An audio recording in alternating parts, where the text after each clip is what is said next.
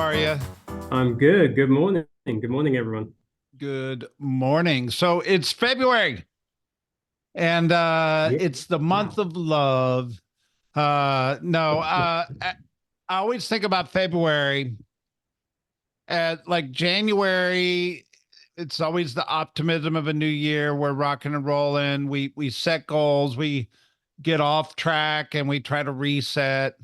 And February, one, it's always a short month. Two, there's always some distractions in the month of February, whether it's attending our family reunion or, there's always that Valentine's holiday right in the middle. Some people participate in Mardi Gras. It's always been a month of distractions. And I just wanted to bring that to the conversation because it's a month where the professionals know that and front load their month and get their activities done and make sure that the distractions don't win the month, they win the month. Does that make sense? Makes a lot of sense. Yeah, definitely. And January just flew by. So I think even if you haven't got the month front loaded, you need to dig in now quickly. Market took 100%. off. I just think February, the market's cranking. We're going to see that here in a minute when I pop the numbers up. But it's a month of professional, meaning the people that are on their game are going to win big going into the spring months here. So let's dive in. All right, Fulton County. Let me jump over here. Man, we've been tracking numbers a long time. Inventory has popped. So we're at 755 active in Fulton County. That is 105 more, I'm sorry, 110 more properties than we had a week ago. And if you think about 110 in retrospect to 755, that is a giant chunk of new listings on the market. So what does that mean? That means if you have buyers that have been looking at property, there's probably a lot of new inventory to go look at right now. Two, you should see that as a sign that the market's starting to heat up. And if inventory is one of our challenges, we're starting to get the inventory right now. Now, my guess is every time the inventory goes up, we sell that inventory and there's a lull. So my guess is we're going to go up in inventory right now and we're going to start to sell this inventory. Hopefully it's us selling it. And I don't know that it'll keep going up. So the Do you think a the wave? opportunity of now, right? The opportunity of now is getting those buyers in those homes. We've got Yes. 125 active under contract. Look at the progression of this from the beginning of the year to now, and the market's just doing this, right? Like we're heating up. And that's typical in a spring market. But I think it's important, one, if I'm backing out of this conversation and I'm feeling like my business might have stalled or buyers are sitting on the fence, it's probably not a total accurate statement. It may be your circumstances because the market is on paper is heating up and it's rampant. Look at The pending, the pendings, tracking in the same way. Yeah. Look back 279 that. pending in Fulton County right now. Like that is Mhm. we started the year with 136 and we're at 279 pending. That's a big spring market push. Expired were 130. There were 130 listings in Fulton County that expired at the end of January. You can add the withdrawals, the holds. That's a lot of property that didn't sell. Price sensitivity. It's a property that didn't sell or opportunity for somebody that's discouraged their property didn't sell for you to go list it. And we had 151 closed at the end of the month. This includes the end of the month. So on Tuesday or one Monday last week, we had 198. So you can see in retrospect at the end of December, we had 209. 111. So what's that? 320.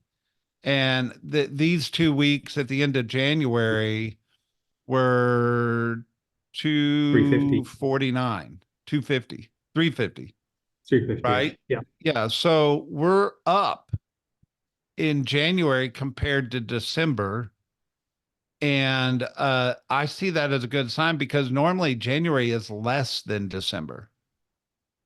Normally December is an end of year closeouts, and January is usually one of the slower months of the year. Yet we're seeing people out there buying and selling real estate, and it's just going like this. If I go look at the other two big counties in the city center,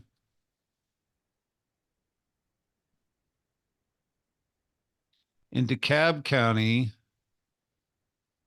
look at the inventory here. We went from 360 to 427. We had I still think this is wrong, Stephen. I think these are backwards. We had 82 active under contract last week, and we have 91 active under contract this week. Same thing, 43, 47, 67, 72, 82, 91. It's climbing. Pendings, we went from 88 to 152. So DeKalb County's got a lot under contract right now. And then the closings were 101 last week, 95 this week. So that's 196. Same thing last year. We were 113 and 57. So that's 170 to 196. So January should come in ahead of December, which I think's a really big sign that this is going to be a good year. I Because think we there go is nowhere but up from here. Go yeah, ahead, I think Lisa. there's acceptance that interest rates are now what they are. People are comfortable in that bracket. They're used to it. They do see the opportunity coming up to refi down the line, rent the rate, buy the house. I think there's just a mind shift that's happened, seeing it on the ground. Absolutely. Here's Cobb County. They went from 300 to 345. They were kind of floating in the threes. They started the year at 151. So it's more than double the inventory in Cobb County from where we started the year. 91 active under contract, 34, 54, 90, 82, 80, or 66, 91. They're bouncing around a little more. Pendings, they're at 165, which is down from last week, and a little bit From the down from beginning of 2 the weeks month. ago. Yeah.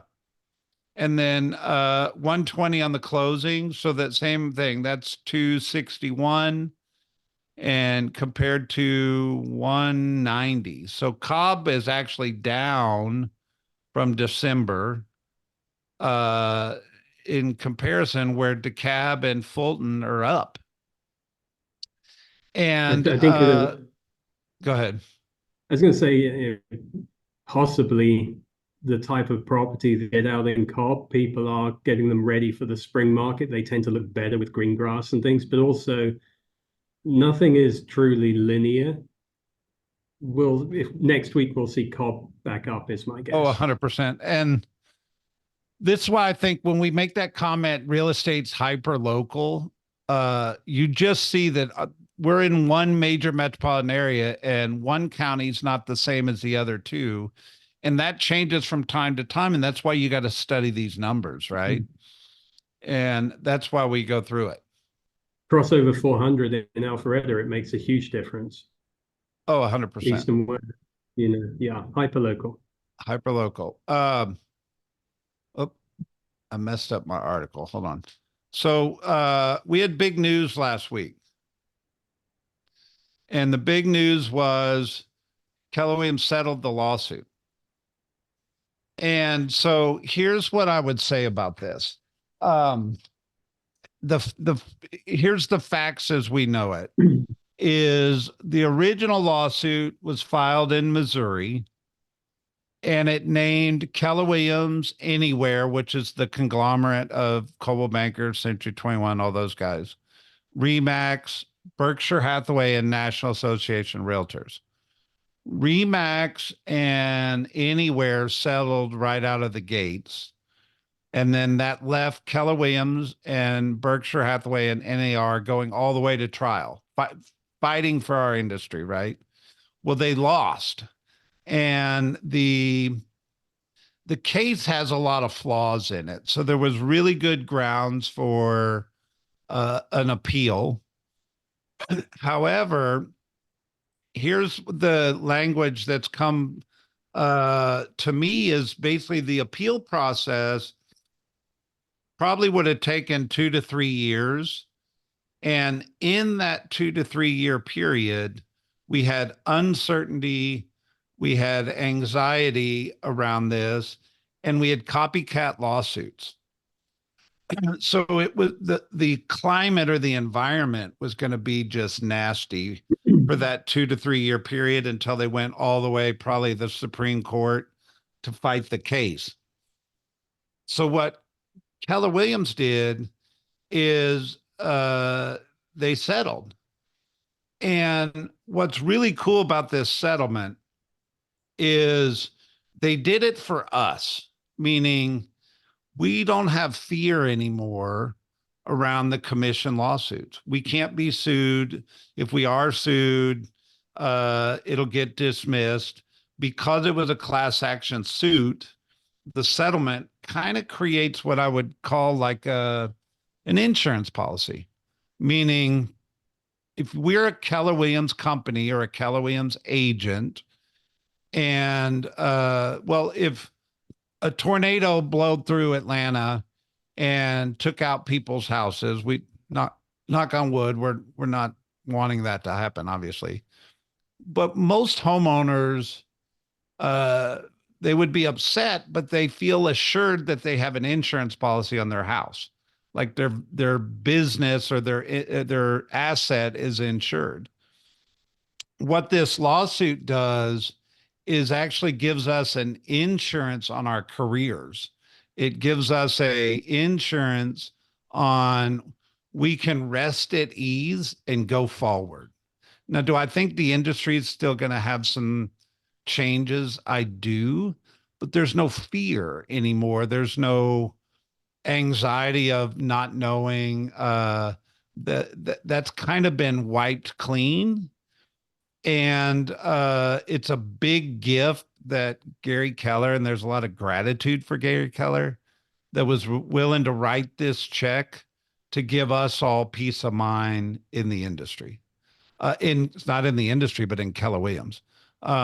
Lee, what would you say? This is a conversation we've been having at the market center and on team leader calls consistently, but it's huge opportunity. So it does provide certainty.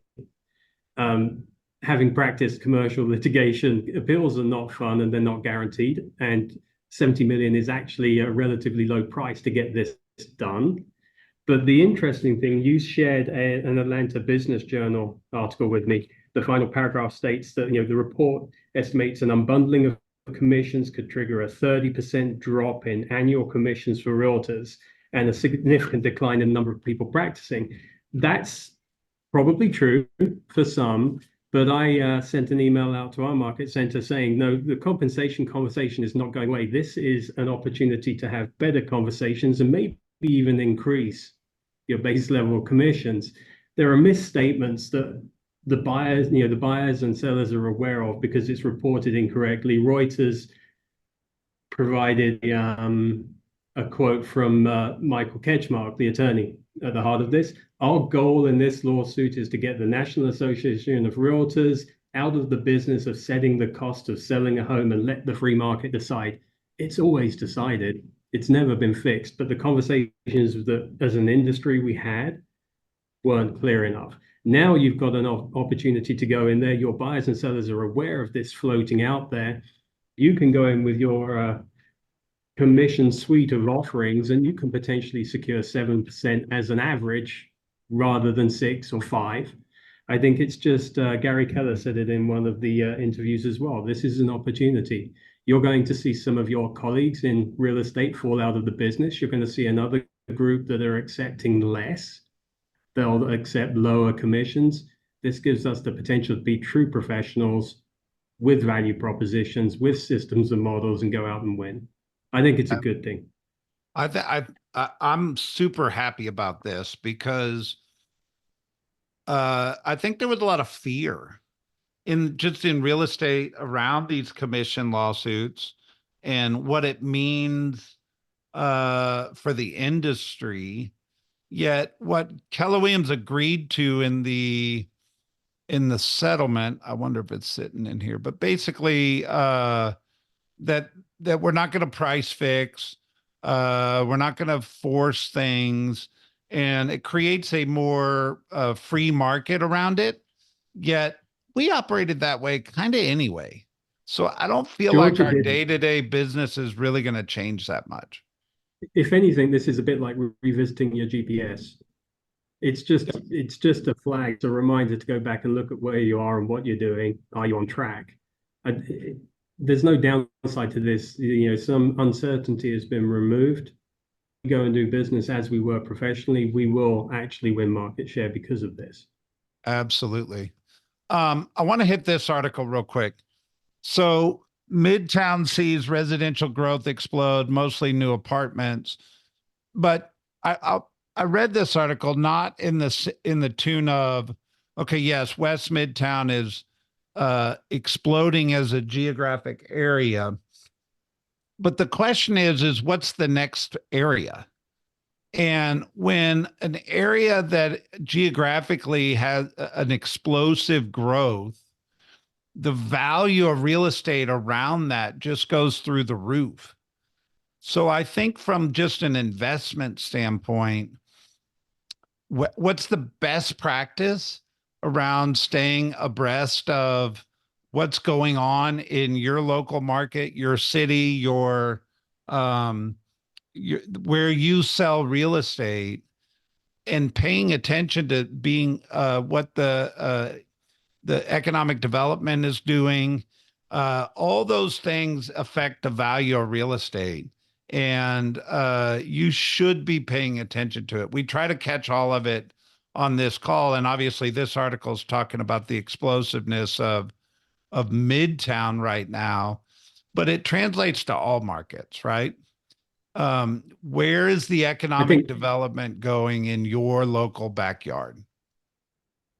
just one thought about the Midtown, that article is very interesting. The breakdown, highly educated, a lot of Georgia Tech grads and things staying in town.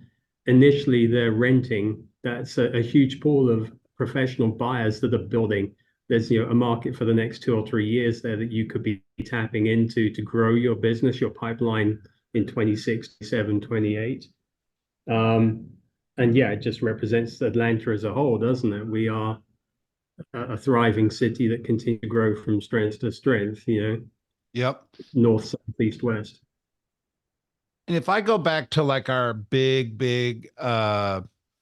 stats around Metro Atlanta, you, you look at these home sales, and we know that, let me take 21 off there. We know that 2023 was the lowest home sales in decades. Yet the prediction is that 2024 is going to be much better. So right now, we made mention that Fulton County and DeKalb County, it looks like sold more homes than they did in December. And the December numbers were 5608 in Metro Atlanta. So do you think we sold more homes in 4,394 in January? I absolutely do. I think I'm excited for when Luke updates these graphics later this week, because I think you're going to see a boost in January 2024. And I'm anticipating a boost every month this year, and it'll be fun to watch it. I don't think we're going to see levels of 2022, but I think every month in 2024, the home sales are going to land between the 2023 number and the 2022 number. Why is that important? One, you need to know that houses are moving, and they're moving at a good rate. And that means opportunity is out there, and there'll be more opportunity this year than there was last year. Anecdotally, I put a listing up on Friday evening with showings starting this morning, 26 showings booked today. We Yeah. priced it to get activity, 26 showings on a small little house, reviewing stats for market analysis for some other listings coming up. You can see where things stalled when the interest rates jumped up mid-year last year, and it's back. Interest rates being down, the projections being down, that's really in people's minds. So yeah, I agree. We're going to see a boost this year. So all FMLS, I would go out on a limb and say, I bet you we land around 85,000 homes this year, maybe even closer to 90. Obviously, a lot depends on election, a lot depends on interest rates, but overall, we're really seeing an optimistic climb for 2024 that started in January, and I'm excited about that. Are there any questions? We've got some stuff in the chat, it looks like. Does anyone have a sample menu of services? Hubert, I'm at your team meeting tomorrow presenting one, just so you know. And someone just posted earlier in the chat as Oh, well. there you go. They stole you're stealing my thunder there. All good. But anyway, any questions about the lawsuit? We left some space on this call to discuss it because I think it's such a big topic. I want to make sure everybody understands it, or if there's any clarity needed that we can offer it.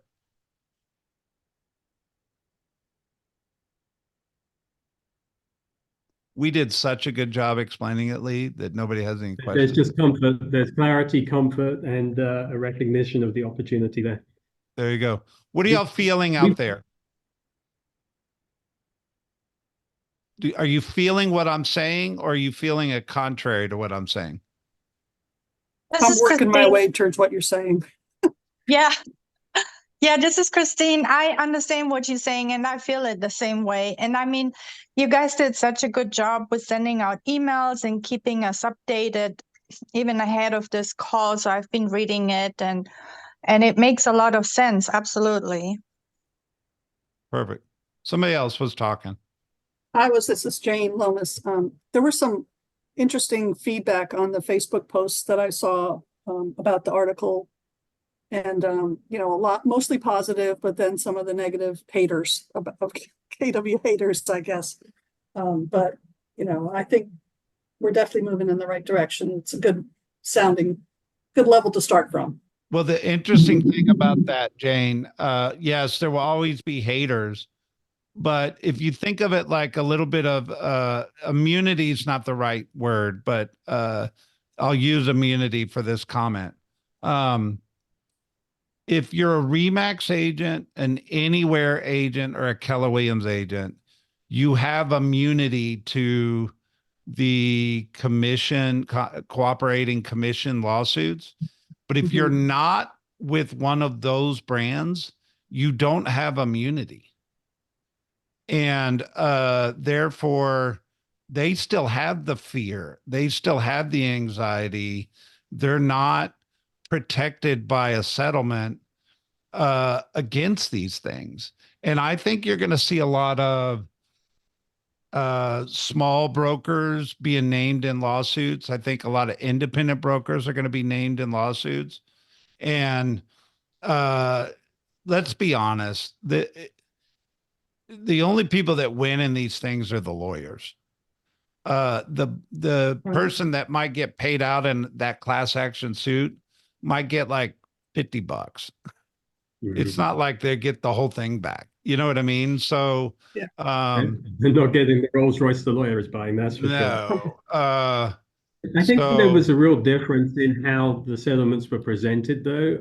Thinking back when Anywhere settled, I didn't see much being said by those groups about why they settled or the benefit in settling. But you look at Gary Keller's language coming out, I think that's a KW mindset painted big. It's that this is actually an opportunity. We made a business decision, and this secures our agents to go and do better business, more business, actually, we're going to benefit from this.